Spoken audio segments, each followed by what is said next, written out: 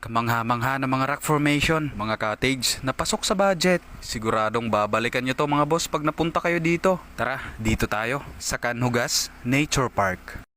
Yo, what's up mga boss? Sa bayan ng Hernani, Eastern Samar, may park dito na talaga namang pinupuntahan ng mga tao, lalo pag weekend. Ang Canhugas Nature Park. At hindi problema kung medyo kapos ang budget mo. Sobrang cheap ng entrance fee nila dito. Dito mo mararamdaman kung hanggang saan naaabot ang 20 pesos mo. Oo, tama ka sa narinig mo.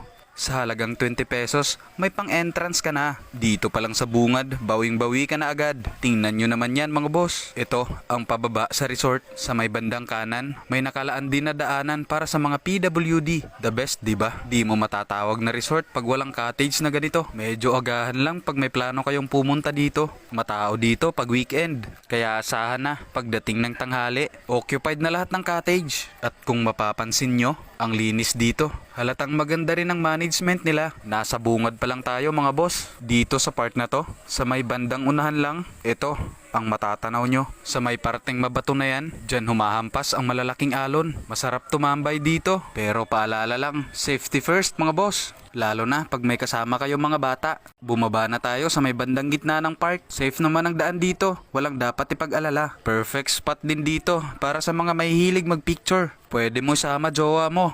Sana all. Sheesh! Dito pa lang, bawing-bawi na agad kayo mga boss. Sulit na sulit agad ang Canhugas experience nyo. Kahit saan, pwede kayo magpicture dito. Ito mga spot na isasuggest ko sa inyo mga boss. Pwede kayo dito. Pwede rin dyan. Dito rin. Pero syempre, charot lang. Kung saan kayo masaya, dun kayo. Basta ako, masaya na ako sa kanya. Kluk, kluk, kluk, kluk, kluk. Lo, parang tanga. Eto na, ang bandang gitna ng park mga boss. Tingnan nyo naman yan. Di na nakapagtataka kung ba't maraming dumadayo dito. Kahit sa malayo ka pa manggaling, sulit na sulit talagang biyahe. Siguro naman ngayon may idea na kayo kung saan ang next na punta nyo. Lalo na at isa to sa mga pinakasikat na resort dito sa Eastern Samar. Mula sa bayan ng Hernani, mga 300 hanggang sa 400 metro mula sa National Highway. Sobrang lapit lang. Isa rin yan sa dahilan kung bakit marami nagpupunta dito. Di na rin kasi kailangan maglakad ng malayo. Lalo na kung may kasama kayong bata o matatanda. Di na gaanong hassle. At eto na nga, ang mga naggagandahang rock formation. Lahat ng mga yan, puro natural lang. Nakaka-relax tingnan, di ba? Sarap maglakad-lakad dito. O di ba? Ang layo na nang narating ng 20 pesos mo. Akalain mo yun?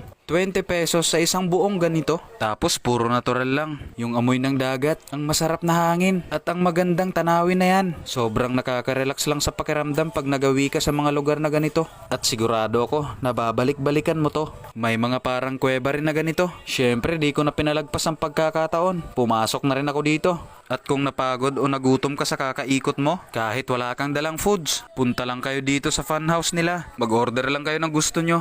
Ang sarap din dito. Isa sa mga nagustuhan ko yung ambience ng lugar. Nakaka-relax din. Talagang nakakawala ng pagod. Kaya umorder na ako dito ng tubig. Tapos kinuha ko yung sukli with feelings. Tapos natigil sila dito. Nakakita lang ng gwapo. Nagkaganyan na naman kayo. Ako sinasabi ko sa inyo pag ako...